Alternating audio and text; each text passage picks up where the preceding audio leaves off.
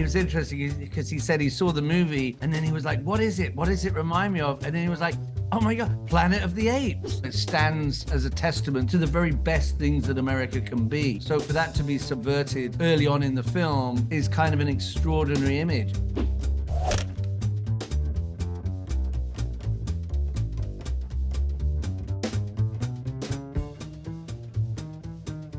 When I saw this film and the sort of inverted Statue of Liberty, it made me think of Mike Nichols' film called Working Girl, which opens with the Statue of Liberty, but as in a completely different way. It's sort of it's a monument to, you know, womanhood in a way that was very like spoke to the film you were about to see. Now, this isn't the same kind of movie by any means, but the inverted statue has obvious meaning. But I was wondering if you could speak to that, just because it's really your introduction, in a very disorienting one at that, to this story you're going to be involved in for the next 3 hours.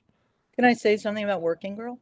Because I think Yes. it's about aspiration in that film, not Yes. just female aspiration, you know, but it's about aspiration. And, you know, and in that film, so it does relate a lot to this movie in a sense. Right. Not that it was in like your lookbook or anything like that. No, but it could be. I mean, I just rewatched it and I think it holds up, you know. And Oh, it's great. You know, and I've watched a lot of movies from the 80s recently, and most of them don't. But that one actually is pretty good. Like it does. Oh, he was a great director, so it's not so surprising. But yeah.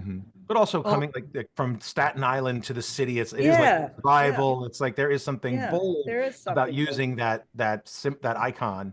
You know, use it in a different way. I was talking to, had a discussion with Peter Bradshaw the other night, and it was interesting because he said he saw the movie and then he was like, what is it? What does it remind me of? And then he was like, oh my God, Planet of the Apes, you know. I mean, the very idea of, which is a similar thing about taking something that is supposed to be terra firma and hope and solid. And I mean, it's the same in Ghostbusters when it comes to life. It's not supposed to behave any other way than just be this beacon of hope for immigrants, you know, this beacon of hope for people coming to America, you know, and it's supposed to be firm and stand firm.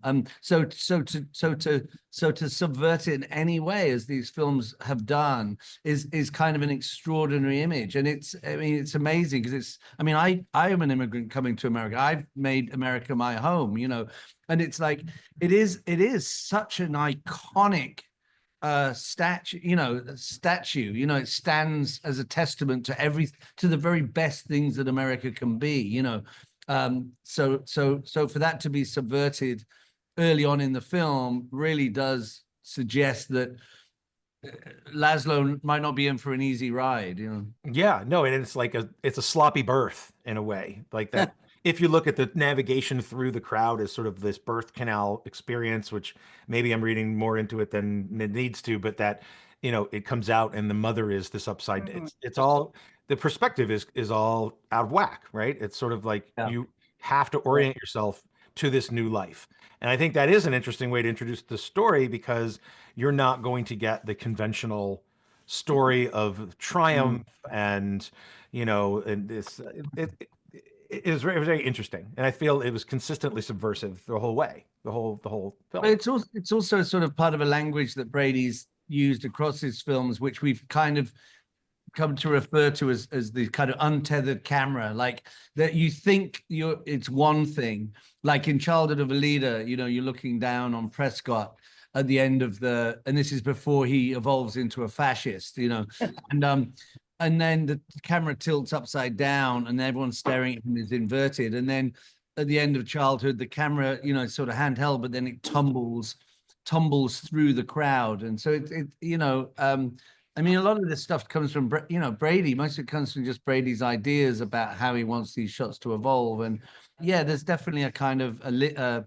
unofficial trilogy. You know, there's a shared language across all three films, and I think he's playing with these ideas. You know.